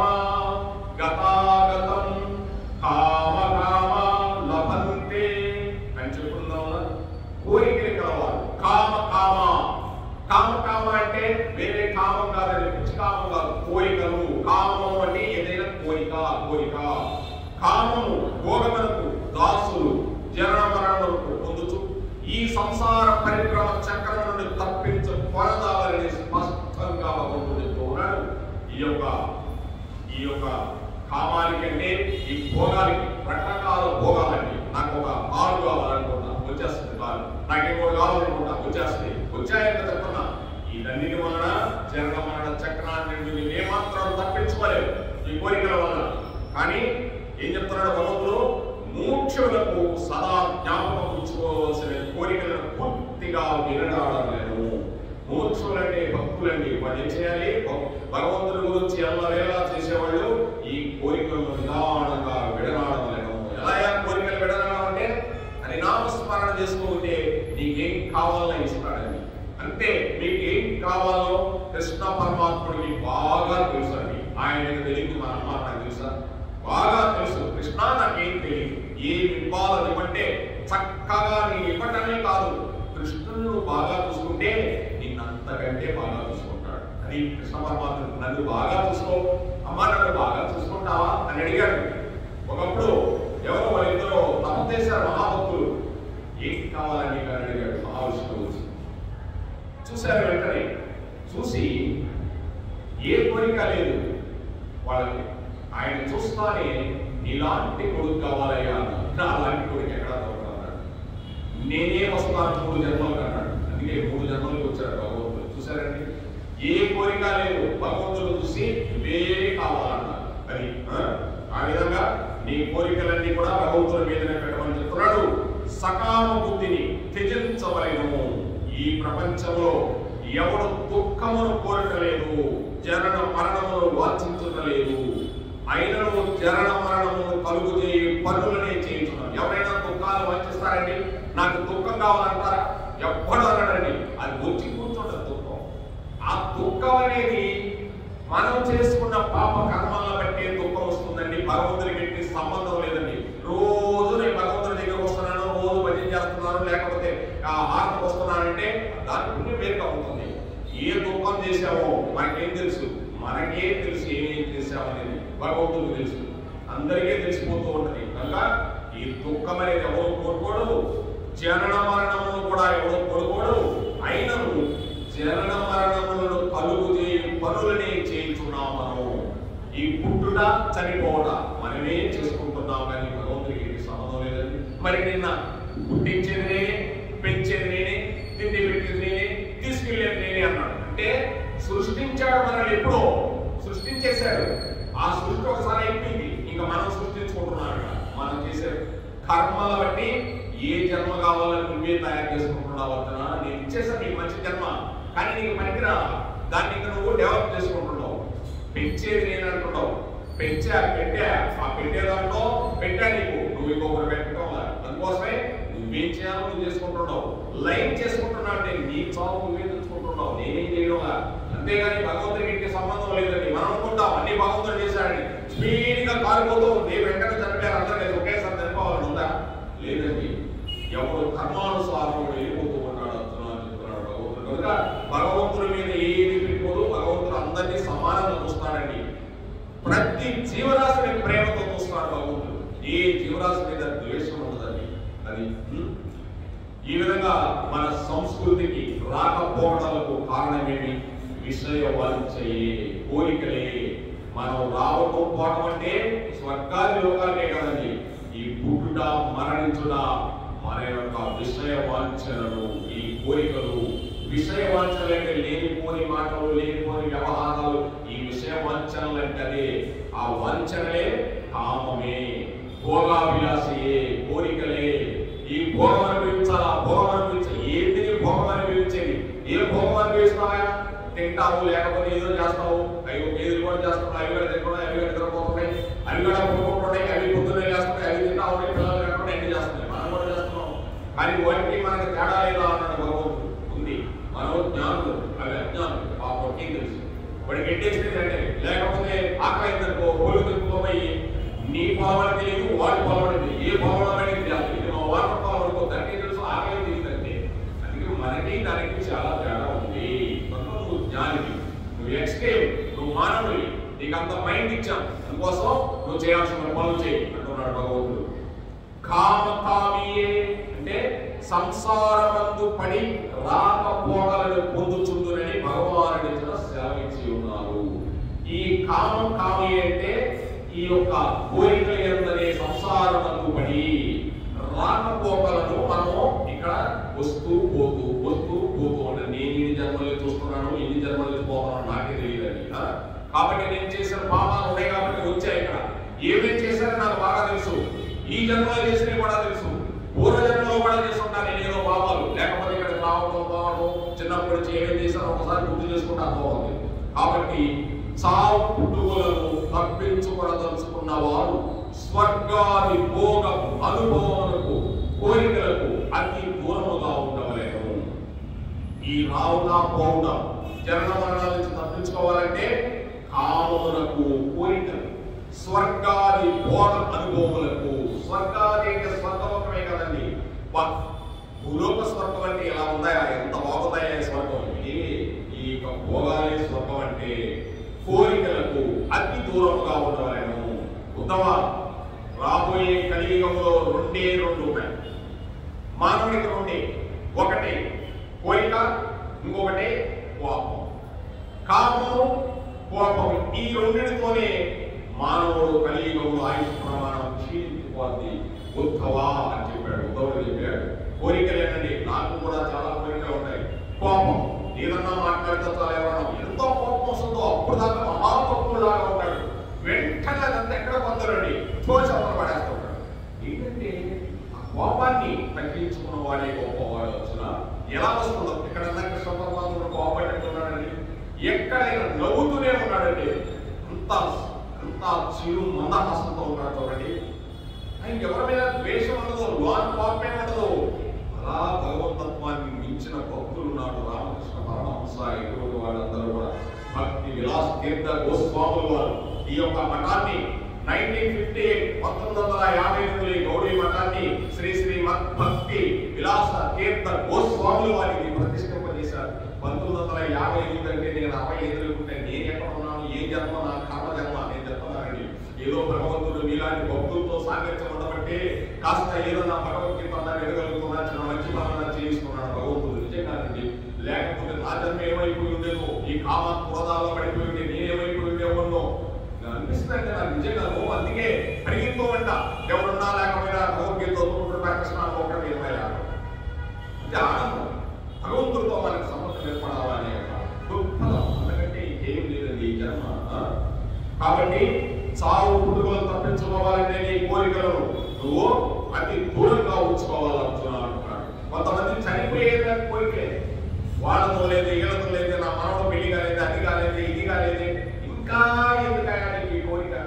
అవుతాయి నీకు ఎందుకయ్యండి? నువ్వు హాయిగా కూర్చో కృష్ణారామాలకు, లేకపోతే నువ్వు చేయాల్సిన కార్యక్రమం ఏదో చేసి ఎంతసేపు వాళ్ళ మీదనే మనసు, ఇంకా ఏ మనసు వెళ్ళిపోయేటప్పుడు కూడా కావాలి. ఇంకా అలా ఉండే కోరికలు అంటే సామాన్యమైన విషయం కాదండి. కామము ముముక్షులకు మహాఘోర శత్రువు అని శ్రీకృష్ణ పరమాత్మలో అనేక సార్లు చెప్పి ఉన్నారు. అంటే ఈ యొక్క కోరికలు, కామం అంటే కోరికలో భక్తులకి మహాఘోరమైన శత్రువు. అది కోరికలే మహాశత్రువు. శత్రువుడు ఎక్కడి నుంచి వస్తారండి? ఇప్పుడు రాజకీయంగా ఏదైనా రాజులు కావాలంటే వాళ్ళ కోరికల వల్లే కదా ఈరోజు శత్రువులుగా పెరిగిపోయింది. వాళ్ళకి వాళ్ళే శత్రువులుగా తయారవుతున్నారు. అంతే కదండి. ఆ కోరికలే భయంకరమైన కోరికలే, మామూలు కోరికలు కాదు. ఆ కోరికలే మనిషిని పతనం చేస్తున్నాయని చెప్తున్నాడు భగవంతుడు అనేక సార్లు. శ్రీకృష్ణ పరమాత్ముడు ఈ విషయంలో మరలా ఇచ్చిన స్పష్టపరిచినారు. మరలా ఈ యొక్క పద్యంలో స్పష్టపరిచినారు. పుణ్యం క్షీణింపనంత వరకు మరలా నీకు తదుపరి జన్మ రాదు, భూలోకమున జన్మించుచుందురు. కోరికలు కోరు వారికి, భోగాభిలాషులకి జనన మరణాలు తప్పవు. గతాగతమం అంటున్నాడు భగవంతుడు. అంటే కోరికలు ఉన్నవారికి, భోగం ఉన్నవారికి మరలా ఫలితలేంటి? రావడం పోవడం, జనన మరణాలు. గతాగతం అంటే రావడం పోవడం. కాబట్టి జనన మరణములను తప్పించుకున్నకు కోరికలు లేకుండా ఉండే ఉపాయము కామ విసర్జనమే. కోరికలు విసర్జించబడేది. విషయ వంచన రహించడం. విషయ వంచన కాసేపు కూర్చోటానికి చాలా వస్తున్నాయండి. నాకు కూడా స్వర్గలోకం ఏంటి? విశాలమైనది. అంటే స్వర్గలోకం చాలా గొప్పదే, మనకు కూడా విశాలంగా ఉంటుంది. స్వర్గలోకం భోగ అనుభవంతో కూడినది. చాలా భోగాలు ఉంటాయి అక్కడ, మామూలు భోగాలు కాదు. నీకు క్షణం కూడా తీరకూడదు అక్కడ, అంత ఉంటుంది స్వర్గలోకంలో. ఇక్కడ ఉందా, ఇక్కడ బాగా డబ్బు ఉన్నది కూడా క్షణం కూడా తీరకూడదు. ఎక్కడ పోతాడో అటు పోతాడు, హోటల్ పోతాడు, ఐదు తింటాడు, ఇది తింటాడు, ఐదు తాగుతాడు, ఇది తాగుతాడు, ఇంట్లో పోతాడు, ఇంకా మరి గుర్తులు వేసి మళ్ళీ చూసుకుంటాడు. అదే పని డబ్బు కాబట్టి ఒక రోజు అనుకోకుండానే ఈ శరీరాన్ని పటక్క వదిలేసి వెళ్ళిపోతాడు. 36 వెళ్ళిపోతాడు. ఎందుకంటే ఎక్కువ తినేస్తున్నాడుగా, ఎక్కువ ఏదో చేస్తున్నాడుగా. ఇంకా శరీరం ఉండమంటే ఉంటుందా? ఉండమన్నా ఉండదు. ఈ శరీరానికి ఎంత ఆహారం పెట్టాలో అంత ఆహారం పెట్టాలి. దీన్ని ఎలా మనం మలుచుకుంటే అది అలా మలుచుకుంటుంది. దీన్ని ఎలా మలుచుకోలేకపోతే అది నీ మీద విజృంభిస్తుంది. ఇక నీ మీద విజృంభిస్తాయి. లేనిపోని అన్ని డబ్బులను తీసుకొని ఊళ్ళో పెట్టేస్తుంది శరీరం. ఇక దానిలో యాత్రలో ఎన్ని యాత్రలు పడాలో చెప్పలేదు. దీనికోసం ఈ శరీరాన్ని నువ్వు చాలా జాగ్రత్తగా పెట్టుకోవాల్సిన, ఈ దీనివల్లే నువ్వు వాహనం ఇది జాగ్రత్తగా ఉంటే నేను నడిపిస్తుంది, లేకపోతే వాహనం నడవదు. చాలా జాగ్రత్తగా కండిషన్ లో పెట్టుకోవాలి. డ్రైవర్ మంచివాడే ఉండాలా, కార్ నడిపే డ్రైవర్ కృష్ణుడు లాంటి వాడు ఉండాలా. అందుకే కృష్ణ పరమాత్మని సారథిగా పెట్టుకున్నాడు. అర్జునుడు తెలియగలడు కాబట్టి మనం కూడా ఏం చేయాలి? కృష్ణ పరమాత్ముడిని పెట్టుకోవాలి సారథిగా. ఎవరినంటే వాళ్ళ సారథిగా దేశం పోయే వాళ్ళందరినీ బాబాని వాళ్ళందరినీ సారథిగా పెట్టుకున్నాం అనుకో, వాళ్ళు ఎడబడితే తీసుకెళ్ళిపోతారు. అసలు ఎక్కడ తీసుకుపోతారో కూడా తెలియదు, మాయమాటలు చెప్పేస్తారు. కృష్ణుడు లాంటి వాడిని సారథిగా పెట్టుకోవాలి. అంటే భగవద్గీతే మన సారథి. భగవద్గీత గారు ఏమిటి? కృష్ణుడే మనకి సారథిగా వచ్చి బయలుదేరతాడు. మదనైనా ముందుకు అంటాడు. అంటే ఏంటి? కృష్ణుడు అయితే రాజవసరాలు ఇంకే సారథి అయిపోతావు. ఇంకా అంటే నీలోనే కృష్ణుడు ఉంటాడు. ఇంకా నువ్వు ఎలా నడపాలో నీకు బాగా తెలిసి జీవితాన్ని. అది భగవద్గీత చదివితే ఎలా మలుపు తిరగాలో బాగా తెలుసు భగవద్గీతకి. అలా భగవద్గీత చదివినోడు చాలా మలుపు తిరుగుతూ ముందుకు పోతూ ఉంటాడండి. నిర్మల భక్తి యొక్క ఫలితం మళ్ళీ యోచించుతున్నాను. ఇక్కడ స్వర్గాది భోగాల గురించి చెప్పాడు. ఇప్పుడు నిర్మలమైన భక్తి ఎలా ఉంటాడో చూడండి. నిర్మలంగా ఉంటాడు, ఏం మాట్లాడు. నేను ఇక్కడ చాలా మందిని చూసుకుంటానండి, చూసాను చాలా మంది ఇప్పుడు కూడా చూస్తుంటా. ఆయన ఏం మాట్లాడు, అన్నీ వింటుంటాడు. నేను అనుకుంటా నేనేమన్నా తప్పులు చెప్తున్నానేమో, ఆయన నిర్మలంగా ఏం ఆలోచన చేసుకుంటాడు. ఎప్పుడు నాకు తెలియదు కృష్ణ, ఏదో నువ్వు చెప్పి నేను చెప్పనుకున్నా కానీ నా సొంతంగా నేను ఏది చెప్పడం లేదా చెప్తున్నా. అది సొంతంగా ఏమి చెప్పనండి, ఏ కృష్ణుడు చెప్పాడు అది చెప్తున్నా. చాలా మంది ఉంటారండి నిర్మలంగా ఉంటారు. వాళ్ళు ఏది పోయినా కూడా అలాగే ఉంటారు, ఏది ఉన్నా అలా ఉంటారు. వాళ్ళకి ఎన్ని నమస్కారాలు చేయాలి, నాకు ఎప్పుడు వస్తుంది కాబట్టి అనుకుంటారు. అంటే అలా నిర్మలంగా ఉండడం కూడా శాంతి అండి, చాలా గొప్ప శాంతి, చాలా శాంతి. ఎక్కడో దొరుకుతారు నీకు. అటువంటి వాళ్ళతో స్నేహం చేయాలి, అటువంటి వాళ్ళు గాలి పీల్చుకోవాలి, అటువంటి వాళ్ళు బాగా రుద్దుకోవాలి. ఏ రుద్దుకొట్టదు తోదకున్నప్పుడు వేసి ఒక వాటతో చెట్టుకో రుద్దుకొట్టదు. అట్లా వాళ్ళు బాగా రుద్దుకోకుండా రుద్దుకొని వాళ్ళతో కలిసి వెళ్ళిపోవాలి. అది భక్తి మార్గం అంటే. వాళ్ళు చాలా నిర్మలంగా భక్తి మార్గంలో ఉంటారు కనిపించేదానికి. ఇప్పుడు భగవంతుడు చెప్తున్నాడు ఇంకొకటి, నిర్మలమైన భక్తి. ఇది భగవద్గీత రాజవిద్య రాజకీయ ఉపయోగంలో 9వ అధ్యాయం 22వ శ్లోకం. ఇప్పుడు దాకా మనం ఏం చెప్పుకున్నాం? స్వర్గాది లోకాలు దీనివల్ల ఉంటాయి, జనన మరణాలు వస్తూ ఉంటాయి, పోతూ ఉంటాయి. దీనివల్ల నువ్వు ఆపాలంటే భోగాలన్నీ నీ కాదు, భోగాలు అనుభవించడం మారాలి. అంటే అనుభవించడం అని కాదండి, ఏది పడితే ఏది దానికోసం మనం పాపులు ఆడకూడదని చెప్తున్నాడు భగవంతుడు. పాపులు ఆడితే రాదండి, నువ్వు ఏదన్నా ఎంత చేస్తున్నా. అర్జున, నువ్వు ఇంత పెట్టుంటే ఎవరికైనా నీ కొడుకు వస్తుంది. నీ పాలు అభిమన్యుని పాలు, నువ్వెవరికైనా ఇంత పెట్టుంటే అది నీ అభిమన్యుడి పాలు. అర్థమైందా? నువ్వేమి పెట్టలేదనుకో మట్టిపోవు, కలుగు పెట్టుకోవచ్చు. నువ్వు సంపాదించా బాగా కట్టాలి, అదంతా ఏమవుతుంది? మట్టిపోవాలి. ఎవరికి పెట్టాలి? పిసినాడు. ఒక పిసినాడు పూర్వకాలంలో చిన్నప్పుడు చదువుకున్నాగా, ఆ చిన్నప్పుడు చదువుకున్నాం చదువుకోనంటాం. వాడు రోజు తీసుకోపోయే ఒక చెట్టు కింద దాచిపెట్టేవాడు, పెద్ద బంగారం ఉంటా. రోజు తోడుకొని చూసుకొని వచ్చేవాడు, రోజు అలాగే పోతుండేవాడు. నాలాంటి వాడు ఉన్నాడు. ఈ ముసలాడు రోజు ఎక్కడికి పోతాడండి, ఈ గుంతలో చూశాడు చెట్టు ఎక్కడి. ముసలాడు కంటే ముందు చెట్టుకి కూర్చున్నాడు. ఈ ముసలాడు ఆ గుంత ఎవ్వరు లేదనుకొని మళ్ళీ ఆ గుంత తీసుకున్నాడు, తీసి ఆ బంగారం అంతా ఉంటాయి అని మళ్ళీ పెట్టేసి దాని మీద కూడా కట్టేసి వచ్చేవాడు. నేనేం చేశాను? పనికి మాట్లాడు కదా, ఈ ముసలాడు అంటే వాడికి ఆ గుంతలో తీసుకొని వెళ్ళిపోయాడు. మళ్ళీ ఆ ముసలాడు వాళ్ళు వీళ్ళేసి కంపేసి పెట్టాను. ముసలాడు బాగానే ఉందనుకోండి, మళ్ళీ చూశాడు కొత్త బాగానే ఉన్నాయి. ఏమైందండి ఇప్పుడు?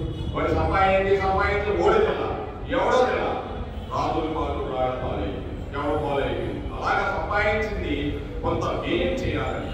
మనం ఎంతో కొంత దాన ధర్మాలు చేసేయాలి. అది కూడా మంచి దాన ధర్మాలు చేయాలి.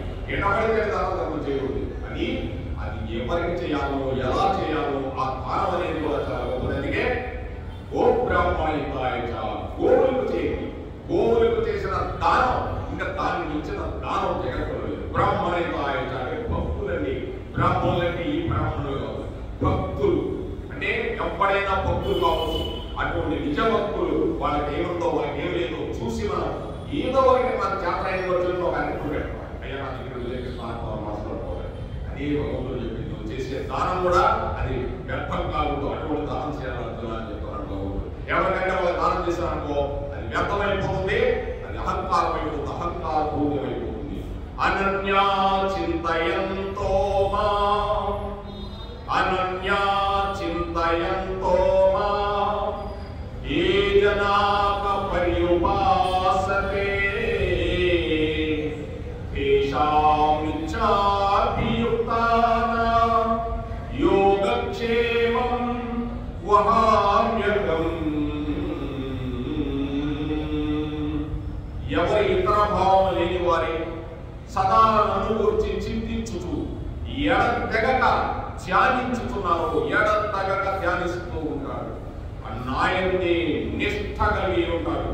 అట్టి వారి యొక్క యోగక్షేమంలో నేను వహించుతున్నాను అర్జున. ఇందులో అనుమానమే లేదు. అంటే ఇక అతనికి పనే లేదు. అంటే దాంట్లో నిమిత్తమైపోతాడు. ఎవరో పుండరీకాక్షులాగా లాస్ట్లో పుండరీకాక్షుల అన్నం ఆహారం ఎన్ని అవసరం లే, ఎప్పుడు చింతన చేస్తూ ఉండేవాడు నారాయణుడు కృష్ణుడు గురించి. ఎలా కాలంలో ఉద్దన్నా కృష్ణుడు వచ్చి కనిపించాడు. ఏ కృష్ణ అంటే వచ్చేవాడు. వచ్చానంటే అసలు బాగా ఉంటాడు. నేనే వస్తే అంటాడు. నువ్వు వచ్చినా నాకు ఉపయోగం లేదు, మా అమ్మ నాన్న సేవ చేసుకుంటున్నా.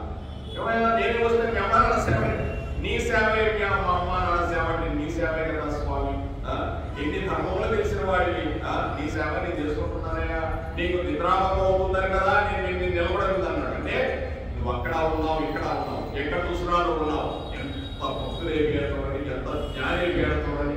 అది అనన్యా చింతయంతాయ యోజన పర్యుపాసతే ఇచ్ఛాభియుక్తం. నిరంతరం భగవంతుడి గురించి ధ్యానం చేస్తూ ఉంటాడు. ఆయన ఏమైనా కలియుగంలో నిరంతరం ధ్యానం చేస్తున్నాడండి. నేనేం చేయమని చెప్పలేదు భగవంతుడు. నీ డ్యూటీ నేను చేసుకోమన్నాడు. నీ డ్యూటీ నువ్వు చేసుకుంటూ ఆ డ్యూటీ కూడా నాది. నువ్వు ఉద్యోగం చేస్తున్నా, ఉద్యోగం ఎవరిది? నేను ఉద్యోగం అంటే వేరు కాదు. ఆ ఉద్యోగంలో కూడా నేనున్నా. నేను బట్టి ఆ ఉద్యోగం చేయగలుగుతున్నావు.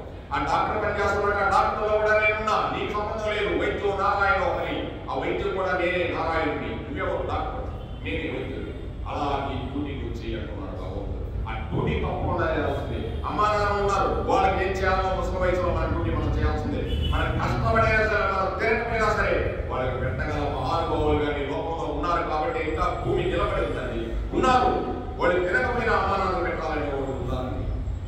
2% 3% ఉన్నారు, 97% లేదు. ఆ 3% వల్లే భూమి నిలబడుతుందండి. నిజంగానే 3%తో నిలబడి ఉంటుంది భూమి. భగవంతుడు అంత ధర్మం చేస్తాడు, అంత ధర్మం కోసం వెయిట్ చేస్తూ ఉంటాడు నారాయణుడు. ఇది గీతలో చాలా ముఖ్యమైన శ్లోకం అండి. దాదాపు గీత యొక్క మధ్య భాగంలో ఉండటం వల్ల ఇది మధ్యలో ఉంది. 18 అధ్యాయాలు, 9 అధ్యాయాలు. 9లో మధ్యలో ఇది 21వ శ్లోకం. ఇక సగమే ఉంటుంది భగవద్గీత. ఇది మధ్యలో చెప్పాడు చూడండి భగవంతుడు. అన్యా చింతయంతాయం. ఎవరు నిరంతరం నా గురించి ఆలోచన చేస్తూ చింతన చేస్తూ ఉంటాడు, ధ్యానం చేస్తూ ఉంటాడు, వాడి యొక్క యోగక్షేమం నేను వస్తానయ్యా, నేను ఉదాహరణ చేస్తా అంటున్నాడు భగవంతుడు. ఈ గీతామాలయంలో మధ్య మణి హృదయ స్థానము అలంకరించుతున్నది ఈ పద్యం. ఈ పద్యము ఈ గీత యందు మధ్య భాగంలో ఉండి ఒక రత్న మాల మధ్య మణి ఈ హృదయ స్థానం అలంకరించుతున్నది. అంటే ఈ పద్యం అటువంటిది, ఈ శ్లోకం అటువంటిది, ఈ మాట అటువంటిది భగవంతుడి అనన్యమైన భక్తి, నిరంతరం ఆనందమయం. మళ్ళీ రిపీట్ చేసుకో. ఎక్కడ చూసిన ఆనందమే నీకు. ఖాళీ ఉన్నప్పుడు కూడా భగవంతుడే. మళ్ళీ రిపీట్ చేసుకో, అన్ని చేసుకో. బ్యాంక్ పనులు చేసుకో, అన్ని చేసుకో. ఎక్కడ చూసిన ఆ బ్యాంక్ లో కూడా నీకు చెప్తాను. అంటే అన్ని అంటే అంత భగవతత్వానికి వెళ్ళిపోవాలి. అంటే మణి లాంటిది ఈ రత్నం. నిరంతరం భక్తులకి శ్లోకం ద్వారా భగవానుడు అభయం వస్తున్నాడు. ఈ శ్లోకం అభయం ఇస్తున్నాడు. మీకేం భయం లేదు, నా గురించి చింతన చేస్తే చాలు, నేను అన్ని తీసుకున్నా చెప్తున్నాడు. అదే నీ భాగవతులు నేను చూసుకున్నా, వీళ్ళు బాధపడుతూ అంటున్నాడు. ఇందాక మనం ఎన్ని శ్లోకాలు తిన్నాము, ఈ శ్లోకాలు చెప్పేస్తున్నాడు చూడండి. అలా తీసుకొస్తాడు భగవంతుడు, తీసుకొచ్చి ఒక శ్లోకంలో పెట్టేస్తాడు మొత్తాన్ని. నిరంతరం తాము పరమాత్మ చింతన ఎందే ఉండినచో తమ యొక్క అవసరములను తీర్చువారెవరని భక్తులు శంకించదరేమని తలచి ఆ పనిని నేనే వహించదని భగవానుడితో చెప్తున్నాడు. చూడండి ఇక్కడ ఏం చెప్తున్నాడు, అనన్యా చింతయంతో మాం ఏ జనాః పరిపాసతే తేషాం నిత్యాభియుక్తానాం యోగక్షేమం వహామ్యహం. అంటే నిరంతరం నా గురించి నువ్వు చేస్తూ ఉంటే నేను నీ యొక్క యోగక్షేమాలు నేనే వహిస్తానయా, నేను గౌరవిస్తానంటున్నాడు. యోగం అనగా కావలసిన పదార్థములు సమకూర్చుదా, క్షేమం అనగా దాన్ని సంరక్షించుదా. ఈ ప్రకారముగా భక్తుల యొక్క యోగక్షేమములు తాను వహించదనని భగవానుడు ఇక్కడ హామీ ఇచ్చాడండి. ఈ భక్తుల యొక్క యోగక్షేమాలన్నీ కూడా నేనే వహిస్తానయా, మీకేం బాగలేదు, మీకేం కావాలా అన్ని సమకూరుస్తాను, నీకేమేం కావాలో నేను చూసుకుంటానని చెప్తున్నాడు భగవంతుడు. భక్తుల యొక్క యోగక్షేమాలు నేను చూసుకుంటాను. అయితే ఆ భక్తుడు ఎట్లా ఉండవలనో అది ఉత్తరం చెప్తున్నాడు భగవంతుడు. అనన్య చిత్తుడై పరమాత్మని నిరంతరం చింతన చేయుచు లెస్సగా ధ్యానించుచు సర్వకాలమయందు పరమాత్మతో కూడి ఉండవలెను. ఎవరుంటారండి? సామాన్య విషయాలు ఏమన్నా ఏం చెప్తున్నాడు చూడండి. అనన్యమైన చింతనతో పరమాత్మ మనసు లగ్నము చేసి ధ్యానిస్తూ సర్వకాలమయందు పరమాత్మనే ధ్యానిస్తూ ఉండాలి. అంటే నిద్రలో కూడా నువ్వు భగవంతుని తలుచుకుంటూ ఉండాలి. అంటే నీకు తెలియకుండానే అది భగవంతుతో హరే కృష్ణ హరే రామ జపం జరుగుతూనే ఉంటుందండి. అది అంటే భగవంతుడు చెప్తుంది. చిత్రం అంటే అదేనండి, కలియుగంలో అది చిత్రం. అనన్యాహ అంటే అన్యము లేనిది. అనన్యము అనగా భగవంతుడు తప్ప అన్యము ఏది లేని వాడని అంటాం. ఇంకా భగవంతుడు తప్ప నాకు ఈ లోకంలో నాకే సంబంధం లేదు అటువంటి చింతన చేసుకోవడం అంటున్నాడు. పరమాత్మ యందు తప్పక దేని యందు మనసు పోనీయక ఉండు అని భావము. దేని యందు కూడా ఇంకా నీ మనసు పోయేదానికి లేదు. పరమాత్మ అంటే భావం. నిన్ను చూసినా పరమాత్మనే, నన్ను చూసినా పరమాత్మనే, ఎక్కడ చూసినా పరమాత్మనే. ఇక చింతన ఏముంది? అదే చింతన. మీరు చూస్తున్నారండి ఏముందండి, పరమాత్మ ఉండమంటే మీరు ఒక 2 కళ్ళు, నాకు 2 కళ్ళు ఉన్నాయి, మీలో ఉండే నోరు నా నోరు ఉంది. ఎవరి నోరు ఇదంతా? ఈ బళ్ళు ఎక్కడే? నాకే 40 బళ్ళు ఉండొచ్చుగా, కరెక్ట్ గానే పెట్టాడు భగవంతుడు. 5 ఏళ్ళు 10 ఏళ్ళు ఉండొచ్చుగా, 5 ఏళ్ళే పెట్టాడు. నీవు నేను ఒకటేనండి. ఈ సర్వ జగత్తు నీలో నేను చూడాలి, నాలో నువ్వు చూడాలి. అప్పుడే భగవంతుడు కనిపిస్తాడు. నువ్వు తింటే నేను ఆనందపడాలి. నీకు ఆకలి అయిందనుకో, నేను నీకు తింటున్నావు అనుకో, మా పరమాత్ముడు తింటున్నాడు, ఆనందంగా తింటున్నాడు. అందుకే ఆ రోజుల్లో చూడు, అమ్మ అన్నం పొసరి కొడుతుంది. అమ్మ తినకపోయినా కూడా ఇంకో కొంత తినరా, ఇంకో కొంత తినరా, ఇంకో కొంత తినరా అని పెడుతుందండి. ఎవరన్నా బంధువులు వచ్చినా కూడా ఇంకో కొంత తినాయా, ఇంకో కొంత తినాయా అని పెడుతుంది. అమ్మ తర్వాత తింటామో లేదో మనకు తెలియదు. ఏదన్నా మిగిలిన అంత పదార్థం తింటున్నాను తల్లి. ఇది భూమాత అమ్మ. అందుకే మనకి సమస్త భూమండలానికి అన్ని ఇస్తుంది మనకి. మన తల్లి కూడా అలా మనకి అన్ని ఇచ్చిందంటే ఇక భూమాతకి మన తల్లికి వేరు లేదండి. అలా పోషణ చేస్తుంది తల్లి. అంటే ఇద్దరు సమానమే, ఒక్కరే. ఆ విధంగా మనందరం ఒక్కడే ఇక్కడ ఉండేది. నీవు తిన్న ఆకలైనది, నేను తిన్న ఆకలైనది, ఆ మూగపై తిన్నా అది, నేను తిన్నా అది. అటువంటి వాళ్ళకి ఇంకా మనం చేయాల్సింది అటువంటి వాళ్ళకి చేయాలి. ఎంత ఆనందమో నేను చూస్తుంటే అక్కడ వెళ్ళేటప్పుడు కొంతమంది అట్టబొచ్చి మీద కొడతారు, కొంతమంది చాలా జాగ్రత్తగా పెట్టుకుంటారు. నేను అన్ని చూస్తుంటానండి. అంటే నేనేం అర్థం లేదు వాళ్ళని. శివగా ఉంటారనుకో కాస్త బయట జాగ్రత్తగా పెట్టుకుంటాను. ఇంకో ఆయన వచ్చాడనుకో ఇక్కడ నేను కొడతాను. ఇవన్నీ గమనిస్తుంటాను. ఎందుకంటే నా పోరాటం నేనేం చేసేది నాకు సరే, దాని గురించి అనవసరం. నేను మాట్లాడకూడదు, నేను చేయకూడదు. అంటే ఆ పద్ధతి. ఇంతకు పై శ్లోకమనందు స్వర్గ భోగ పరాయణల గురించి చెప్పబడింది. అట్టి వారిని అనన్య భక్తులకు ఎంతయో భేదం కలదు. స్వర్గాది భోగాలు అనిపించే వారికి ఈ యొక్క అనన్యమైన భక్తి గల వారికి చాలా భేదం ఉందండి. స్వర్గాది భోగాలు అనిపించే లోకంలో కూడా అనుభవిస్తుంటాడు. ఇప్పుడు తాగుతుంటాడు, తింటుంటాడు, తిరుగుతుంటాడు, పేకాడుతుంటాడు, 4 వ్యసనాలు బానిస అయిపోతాడు. కానీ వీడు అలా కాదు, భక్తి మార్గంలోనే ఉంటాడు. ఇక్కడే ఉంది స్వర్గలోకాలు, ఇక్కడే ఉన్నాయి. 2 చూపులు ఇంట్లోనే 2 అన్నదమ్ములు ఉంటాడు. ఒకడేదో తిరుగుతున్నాడు, వారి ఇష్టం. ఇతరుడు భక్తి మార్గంలో ఉన్నాడు. అమ్మా నాన్నగా పెట్టుకుంటూ ఉంటాడు. చూడండి, ఒక తల్లి బిడ్డలే కానీ రకరకాలుగా ఉంటుంది. ఇది ఎవరి కర్మానుసారం వెళ్ళిపోవాల్సిందే, అంతేగాని ఎవరికొకరికి సంబంధం లేదు ఇక్కడ. ఈ విధంగా దృశ్యములను మనసును పోనించుతూ ప్రాపంచక విషయములను కోరికలు గలవారైలు. ఈ మొదటి వారు ఎటువంటి వారండి? ఇందాక మనం చెప్పుకున్న స్వర్గాది లోపల వారు దృశ్యములను కనిపించేది ఎందు కూడా మనసును పోనిస్తూ ఉంటాడు. ఈ ప్రాపంచిక విషయాలన్నీ భోగాలు కావాలనుకుంటాడు. రెండో వాడు ఎటువంటి వాడు? భగవంతుని తప్ప అన్యము దేని యందు వంచలేని వాడు. భగవంతుని యందు తప్ప దేని యందు వంచలేని వారికి వారి దృష్టి యందు దృశ్య పదార్థములన్నీ కూడా తుచ్చములుగా కనిపించదు. భక్తుల యొక్క దృష్టి ఎలా ఉంటుందంటే బయట కనిపించే పదార్థాలు కూడా తుచ్చములు. నిజంగా చెప్తానండి, ఏదైనా కావచ్చండి, ఎటువంటి వాళ్ళైనా కావచ్చు. ఈ మఠాల్లో కొన్ని మఠాల్లో ఉన్నాయి, కొన్ని సంస్కారాలు ఉన్నాయి, కొన్ని ఉన్నాయి. కొందరు వస్తారు, కొన్ని రకాలుగా ఉంటారు, భక్తి చేస్తారు, ఎగతాలు చేస్తారు, మన మీద చాలా భక్తులు అనుకుంటాం. కొన్ని ఎంత మోసం చేసుకుంటారు. ఈ మఠంలో నేను చెప్తున్నా, ఒక అతను కుర్రవాడు వాడు ఎంత డ్యాన్స్ చేసేవాడు, అటేసేవాడు, ఇటేసేవాడు, వాడి చేయి ఎలా ప్రపంచంలో తప్పేది ఉన్నది ఉన్నట్టు చెప్తాను. ఇప్పుడే ముసలివాళ్ళు ఉన్నారు మహాభక్తులు, వీళ్ళకి ఏది లేదు, కార్యక్రమం పోవాలి, ఏది ఏదైనా అరవై తింటారు, ఒక ఐదు కోట్లు ఇస్తారు, లేకపోతే వాటర్ బాటిల్ 10 రూపాయలు తెచ్చి ఎవరికి ఇస్తారు. అయ్యా ఆయన తెచ్చిచ్చాడు అనుకోవట్లేదు, లేకపోతే వాళ్ళే తెచ్చుకుంటారు. అదే నేను ఆలోచన చేస్తుంటా, వీళ్ళకి ఎవరో సహాయం చేయగలుగుతారని నేను కృష్ణ, నా కథ ఏంటంటే ఎవరైనా చేయగలుగుతారని చేయించాలా, నేను మళ్ళీ ఉంటానో రేపు నాకు ఎందుకు అనుకుంటున్నా అంటే, చూడండి దృశ్య పదార్థాలు ఎలా ఉంటాయి. నాకు గౌరవం ఉంది, నాకు వెండి కార్మిక చూసండి, భగవద్గీత కూడా వెండి కార్మిక ఉంది మనసు. ఈ విధంగా వాళ్ళ దృష్టి పదార్థముల మీద ఉంటుంది. అని ఆత్మ కంటే అన్యమగులు అంతయు మిథ్యగా తలచి వారిపై కోరిక లేక దృష్టి అంతయు ఆత్మయందే కేంద్రీకరించుచుందురు. అటువంటి వారే అన్య చింతయంతో యోజన పర్యుపాస్తే. అనన్యమైన భక్తి భావంలో ఉండేవాళ్ళు ఆత్మయందే దృష్టి ఉంటుంది. ఆత్మ ఎక్కడుందండి?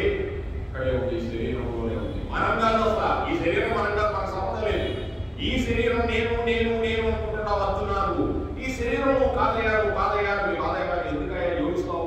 ఒక అర్జున విషాది ఏడుపు, ఎందుకయ్యా కొంతమందిని ఏడుస్తావు? ఏందయ్యా బాబు, ఈ ఆడగారు ఆయన, ఈ ఆడగారు నువ్వు శరీరం కాదు, వాళ్ళంతా శరీరాలు కాదు, ఆత్మలు అని ఈ సత్యాన్ని ఎవరు తెలుసుకుంటాడో చనిపోయే ఓనైనా నేను ఆత్మని, నేననేవాడు ఆత్మని, నీవు ఒక్కడే అని తెలుసుకుంటే నిజంగా భగవంతుడు చేరుకోవడానికి మెట్లు ఎక్కుతూనే ఉంటాడండి, వెళ్ళిపోవాలి. అదే భగవంతుడు చెప్పేది. అంటే దేని మీద దృశ్య పదార్థాలు ఉంటే పోతే దృశ్య పదార్థాలు ఏంటి? ఈ జన్మ స్వామి, ఈ జన్మలు చూస్తాను, ఎన్ని పాపకాలంలో ఇంకెక్కడ జన్మ, ఈ పాపం స్వామి అని భగవంతుడి మీద మనసు పెట్టాలి. అంతేకాదు నువ్వు చేసే పని కార్యాచరణ మీద ఏదైనా కూడా భగవద్గీత చదివి విన్నంత మాత్రాన, పద్యాలు చెప్పినంత మాత్రాన కుదరదండి. నువ్వు చేసే ఆచరణలో ఆచరణ అదే నీ బుద్ధి మాంద్యంలో ఉందందున నిన్ను నీవే ఉద్ధరించుకోవాలి. ఉద్ధరణాత్మనే ఉద్ధరణే చదివామంత ముందు నిన్ను నీవే ఉద్ధరించుకోవాలి. ఒక నుంచి ఎవరు ఉద్ధరించరు. నేను ఎవరు ఉద్ధరిస్తానండి? ఎవరు ఉద్ధరించడు. నీ చదువును చదువుకోవాల్సిందే, నీ తిండిని తినాల్సిందే, నీ సుఖం అనుభవించాల్సిందే, నీ కష్టం అనుభవించాల్సిందే, నీ వ్యాపారం చేసుకోవాల్సిందే, నీ ఆత్మలో బాధ పడాల్సిందే. నీ వారి వచ్చిన బాధ ఆమె కాసేపు కూర్చుంటుంది అక్కడ, బాధపడినట్టు ఉండాలి. అయ్యో మా ఆయన బాగలేదు, మా ఆయన బాగా ఏం చేస్తావు? బాగలేకపోతే చింతిస్తావా? ఏం చేయలేవు. ఆయన బాధ తీసుకుంటావా? తీసుకోలేవు. కనుక నీ బాధను పడాల్సిందే, నిన్ను నీవు ఉద్ధరించుకోవాల్సిందే. ఆ ఉద్ధరణలో నువ్వు గారి కొద్దిగా జ్ఞానం పెంపొందించుకుంటూ ఉంటే నేను బుద్ధి మాంద్యాన్ని ఇస్తాను. నువ్వేమి చేయకపోతే నేనేమో నువ్వు ఏదో ఒకటి మొదలుపెట్టే నా మీద ఇస్తే ఆ బుద్ధి మాంద్యాన్ని నేను ఇస్తాను. బుద్ధి ఆ జ్ఞానం ఎలా ఇవ్వాలో నేను ఇస్తాను. ఆ ఇస్తే నువ్వు పట్టుకొని చేస్తావు. తీగ ఒకటి ఉందండి, ఆ తీగ ఉంది, అది తీగ అల్లుకోవాలా, అది అల్లుకోగలిగితే లేదు, తీగ వేస్తుంది, చిక్కుడు తీగ వస్తుంది, దాని మాట నేను అల్లుకోగలిగా అల్లుకోదు. నువ్వు వచ్చి ఒక కర్రగా నడితే ఆటోమేటిక్గా తీగ అలగడికి కలిపేవా. నీవు తీగ వేస్తావు, నువ్వు ఎవడో ఒక కావాలిగా ఆ వచ్చేవాడు నేనే అంటున్నా. నువ్వు కొద్దిగా నేను వచ్చేస్తా, ఒక కర్రలాగా పెడతా, నేను వచ్చి నిలబడకుండా నన్ను అల్లుకో అని భగవంతుడు చెప్పేది. నువ్వేదో ఒకటి వేస్తే నేను వస్తా, నువ్వేది లేకపోతే నేనేం చేయను అని భగవంతుడు చెప్పాడు. నేను ఎందుకు చేయాలి? నేను చేయను. నీ మనస్సు నా మీద పెట్టాలా, పెడితే వస్తుంది. అదే చేయగలిగిన శక్తి. చేతితో చేయాలి, ఏదైనా మనసుతో చేయాలి. ఆ ఆ మనసే జయిస్తూ ఉంది అర్జున అని చెప్తున్నాడు. కాబట్టి వారి అనన్య చిత్తులని చెప్పబడ్డారు. అటువంటి వారు ఆత్మయందే కేంద్రీకరించారు. కాబట్టి అనన్యమైన చింతన కలిగిన వాళ్ళు. ప్రపంచంలో 3 తరగతులు ఉంటారండి. కొందరు భగవంతుని అసలు చింతింపగే ఉండి ప్రపంచం మీదనే దృష్టి ఉంటుంది. కొంతమంది అసలు భగవంతుడి గురించి మర్చిపోరు. అసలు భగవంతుడు ఎక్కడున్నాడా పోయా అంటే ఇటువంటి ప్రపంచ దృష్టి అంతే కలిగి ఉంటుంది మనసు అంతా. ఇదే అనుకుంటుంటారు, ఇదే లోకం అనుకుంటుంటారు. మీకే కాదండి, ఉన్నది చెప్తాను. ఒకప్పుడు నేను కూడా ఇదే ప్రపంచం అనుకునేవాడిని, ఇదే మాయ అనుకునేవాడిని. ఎక్కడ కొడితే దెబ్బ అక్కడ కొట్టాడు, ఇది కాదని ప్రపంచం తిప్పాడు. తిప్పకపోతే నేను ఇంత దూరం ఉండేవాడిని కాదు, కోట్ల సంపాదించుండేవాడిని. నేను అక్కడ తిప్పాడు, తిప్పి వాడిని కింద పడేసి ఇలా రా అన్నాడు. ఆయనే తీసుకొచ్చాడు, నన్ను భగవంతుని తీసుకొచ్చాడండి. ఇదే చెప్తాను మీ అందరిలో. అలా ఉంటుందండి భగవతత్వం, సామాన్యంగా ఉండదు. ఇక ఇవన్నీ కూడా దృష్టి చూసుకుంటాడంటే ఇసురు పారేస్తుంటాడు. ఇవన్నీ వస్తువులు కాదు, భగవంతుడు ఒకటే. మనకు కావాల్సిన వాహనం దాన్ని నడుచుకుంటూ పోతూ ఉంటాడు. ఎందుకంటే అవసరం అది, అంతేగాని దాని మీద వ్యామోహం పెంచుకోకూడదు. అలా ఈ శరీరం మీద కూడా వ్యామోహం పెంచుకోకూడదు. దీన్ని జాగ్రత్తగా కాపాడుకోవాలి. అవసరం వచ్చినప్పుడు తీసి అవసరం పడేయాలి. నీతో నా పల్లె పో అని కృష్ణుడి దగ్గరికి వెళ్ళిపోవాలి. అది దీన్ని అలా ఉపయోగించుకోవాలి. ఏదైనా కూడా మనం భగవంతుడి కోసం ఉపయోగించుకోవాలి. మనం ఆయన దగ్గరికి వెళ్ళేదాని కోసం ఉపయోగించుకోవాలి. ఏదైనా కూడా ఇక్కడే ఉండాలనే దృష్టిలో ఉపయోగించుకోవాలంటే అది అంధకారము, ఇది మాయ. ఉన్నది లేనట్టు, లేనిది ఉన్నట్టు చూపిస్తే చూడండి ఎంత అందంగా చూపిస్తాడో భగవంతుడు. సృష్టి లేని దాన్ని సృష్టించి అందంగా చూపిస్తాడు. దానికోసం ఎంత మంది ఎగబడుతున్నారంటే అందం కోసం. మరి ఆనాడు అమృత భాండారం వచ్చినప్పుడు ఆ యొక్క మరణం చేసినప్పుడు అమృతం వస్తే ఆ యొక్క సుందరమైన ఆ జగన్మోహనాకారుడు అవతారం అమృతాన్ని అక్కడ పడేసి ఈ రాక్షసులు అమ్మ నీకే పంచు అన్నారు. ఒక్కొక్కటి ఇక్కడ నేనే పంచాలా, నేను చాలా మోసగట్టి నాకేం తీసుకున్నాను. అయినా పర్లేదు నువ్వే పంచు. వీళ్ళు ఒకడుకుంటున్నాడు రాక్షసుడు, నువ్వే పంచాలా అంటాడు. అంటే వీడిని బాగా చూపించాలని. ఆమె నేను చాలా మోసగట్టి, మీరు అనుకుంటున్నారేమో నేను ఎక్కడి నుంచి వచ్చానో తెలియదు, అసలు నేను ఎందుకు వచ్చానో తెలియదు, కానీ నా మీద ఎందుకు మీరు ఇంత మోహం కలుగుతున్నారు? ఈ అమృత భాండాలను ఇంత కష్టపడి సంపాదించుకున్నారు కదా, దేవతలు మీరు పంచుకోవాలి, నాకేం తీసుకున్నారు అనుకుంటున్నారు రాక్షసులు. చూసారా భగవంతుడు అన్ని చెప్తాడండి. అంటే నువ్వు ఒక కామం, ఆ మోహాన్ని దాని మీద బట్టి నీ వ్యామోహంలో పడిపోతున్నావు. అది పెద్ద మాయా ప్రపంచం అంటున్నా. ఇది ఉన్నది ఉన్నట్టు, లేనిది లేనట్టు చూపిస్తాను. దీంట్లో మాయపడగలవు, నా మాయలో పడు, నా దగ్గరికి రా, శరణబోకు అని చెప్తున్నాడు భగవంతుడు. ఇదంతా మాయ. ఈ విధంగా ప్రపంచ దృష్టి లేక నిరంతరము దైవ చింతన, స్మరణ, ధ్యానాదులు కలిగి ఉంటురు. కొందరు ప్రపంచ దృష్టి మీద ఉండరు, నిరంతరం దైవ చింత. అంటే ప్రపంచ దృష్టి అంటే ఏం కావాలో ఇది తెచ్చుకుంటాడండి. ఏం కావాలో చేసుకుంటే శరీరం ఉండాలి కదండి. అందుకోసం ఎంత కావాలో అంత తెచ్చుకుంటాడు. ఏం చేయాలో అది చేస్తాడు. చేసి భగవంతుడి మీద చింతన చేస్తూ ఉంటాడు. ఆయన చూసుకుంటాడండి. నీకు కావాలా స్మరణ చేస్తూ ఉంటాడు. హరే రామ హరే కృష్ణ ధ్యానం చేస్తూ ఉంటాడు. ఈ 3వ తరగతి వారే అనన్యమైన చిత్తులు. ఏం చెప్తున్నాడు? అనన్య చిత్తులు అని చెప్తున్నాడు. ప్రపంచంలో 3 ఉన్నాయి. భగవంతుడు అసలు చింతించడు. వాడు అసలు పరమాత్ముడి మీదనే ఉండవు.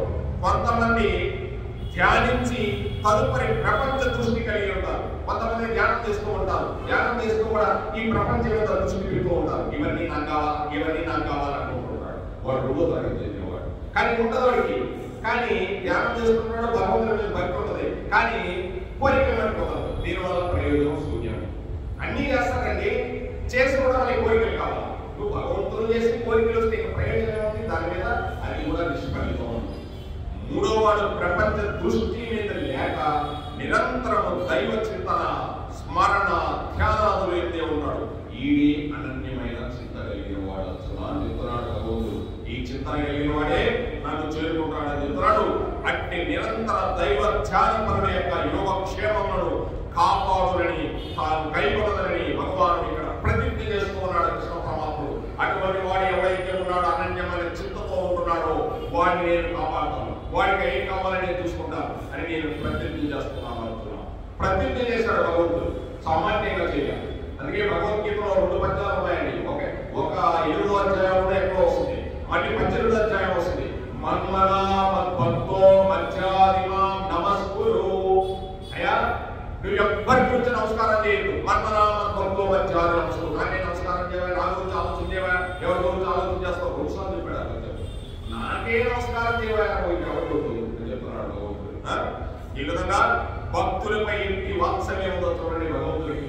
అందుకేనండి భగవద్గీత కొంతమందికి అసలు భగవంతుడు ఉన్నాడా లేదా, నేను వస్తున్నానే, నా కోరికలు తీరడం లేదే, నేను ఆయన్ని పెళ్లి చేసుకోవాలనుకుంటానే, ఆయన వెళ్ళిపోతున్నాడే, నాకు ఎవరు పెళ్లి చేసుకోవాలనుకుంటానే, కొంత డబ్బు రావాలనుకుంటానే, రావడం లేదే, ఏం వచ్చినా ఈ వ్యాపం వల్ల వ్యాపం భగవంతుడు అసలు భగవంతుడు ఎక్కడికి కనిపించలేదు.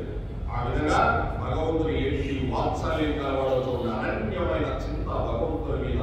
ఏమైనా అంత వయసు అయిపోయిన వాళ్ళని ఏదో చెప్పుకోవడం అంటే కాదు. వయసు అయిపోయినా పర్లా, నువ్వు చివరి వయసు అయినా సరే నా గురించి ఆలోచన చేస్తే చాలు, నేను తీసుకెళ్ళిపోయి మళ్ళీ ఉత్తమమైన యోగులలో పుట్టిస్తా. అయ్యా ఇప్పుడు దాకా చేసిన ఉన్నాయి కదా, నేను 60 సంవత్సరాలు కృష్ణుడు పట్టుకున్నాను, భగవద్గీత ఎన్ని తెలుసుకొని ఏదో మంచి మంచి పనులు చేసుకున్నాడు, శరీరం వదిలేస్తాను. అర్జునుడు అడుగుతున్నాడు, 60 సంవత్సరాల తర్వాత నేను పట్టుకున్నాడు కృష్ణ, మరి 60 సంవత్సరాల ఎవరికి ఏం చేస్తామన్నాడు. 60 సంవత్సరాల తర్వాత పట్టుకున్నాయని తీసుకెళ్తాను కదా, మళ్ళీ నిక్షిప్తంగా ఉంచుతాను, నెక్స్ట్ జన్మ ఇచ్చేస్తాను, వెంటనే చేసి మంచి యోగలీలలో పుట్టించేస్తాను, దైవభక్తులలో పుట్టించేస్తాను. చిన్నప్పటి నుంచి అతను దైవభక్తుని దూరిపోస్తాను, పోసేసి ఈ 60 సంవత్సరాలు నాలుగు కలుపుకొని తీసుకెళ్ళిపోతాను, ఈ జన్మగా తీసుకెళ్ళిపోతాను చెప్పన్నాడు. ఆ డౌట్ కూడా అర్జునుడు అడిగాడండి, ఏం చేస్తావు అన్నాడు. నెక్స్ట్ జన్మ వెంటనే ఏం చేస్తా, ఇచ్చేసి 60 సంవత్సరాలు చేసి వెంటనే నాకు కల్పిస్తున్నా, మంచి యోగులలో పుట్టిస్తానన్నాడు. ఇక నిరంతరం భగవంతత్వం చేసేవాడు. ఏది కావాలంటే చేస్తాడండి భగవంతుడు. ఆయన ఎక్కడే చేయగలిగితే ఏమైనా చేయగలిగితే నేను ఎప్పుడో చేయలేడు యోగంలో. ఈ విధంగా కరుణ, ఎట్టి అనుగ్రహ బుద్ధి మహాభక్తులు అర్జునుడికి శ్రీకృష్ణుడు సారథ్యం వహించుట ఈ రహస్యమై తెలుపుతున్నది.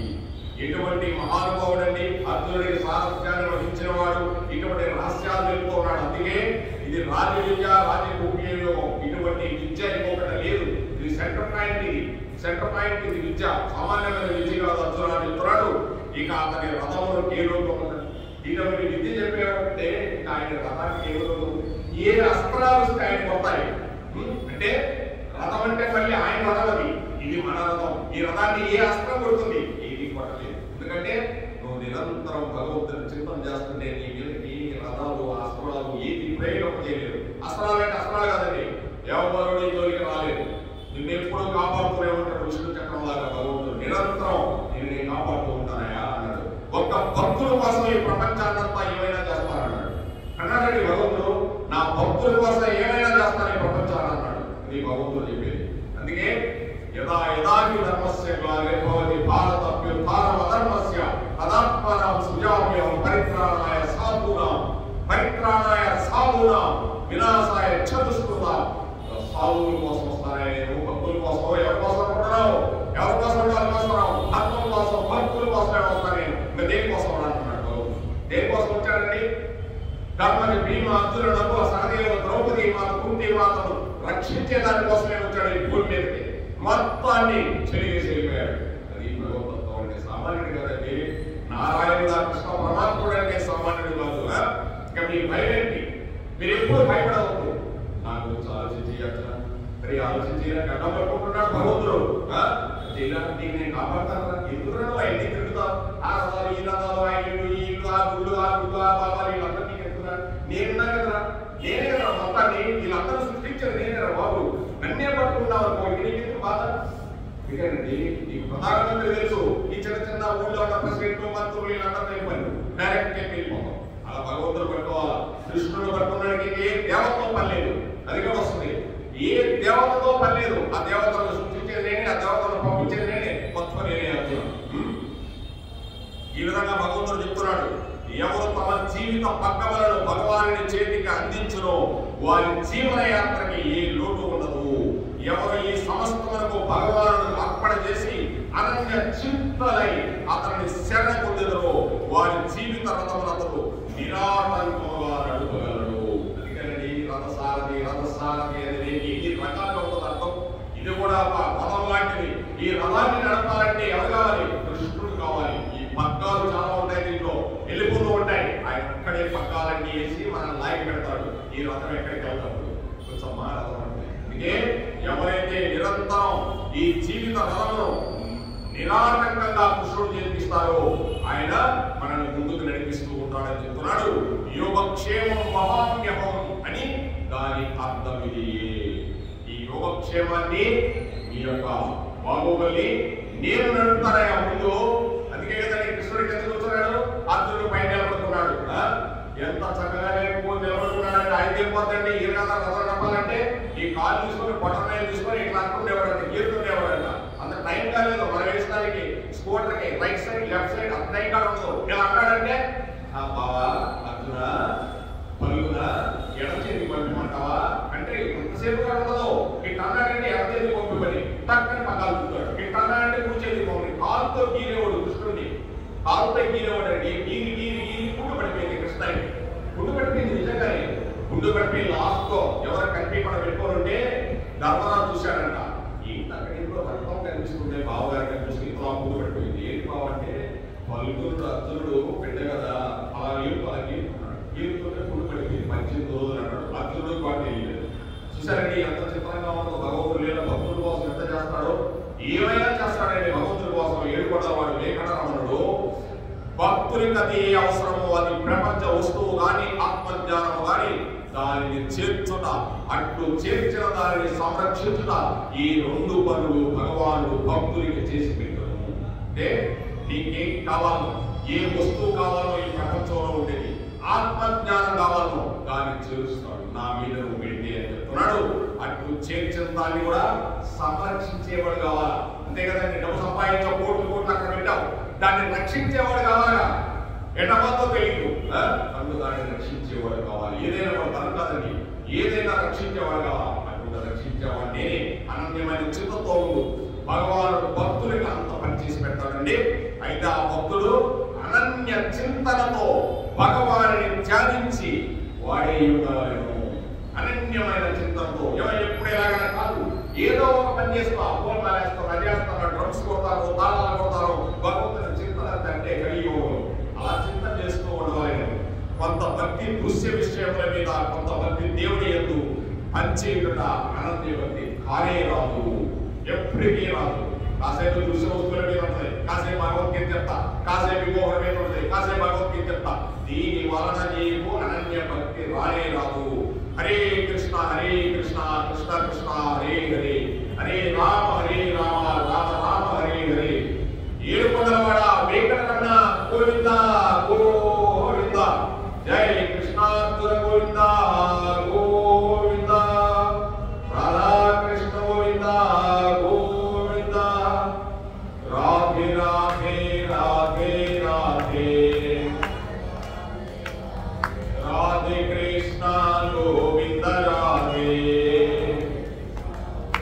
రాధే కృష్ణ గోపాల రాధే.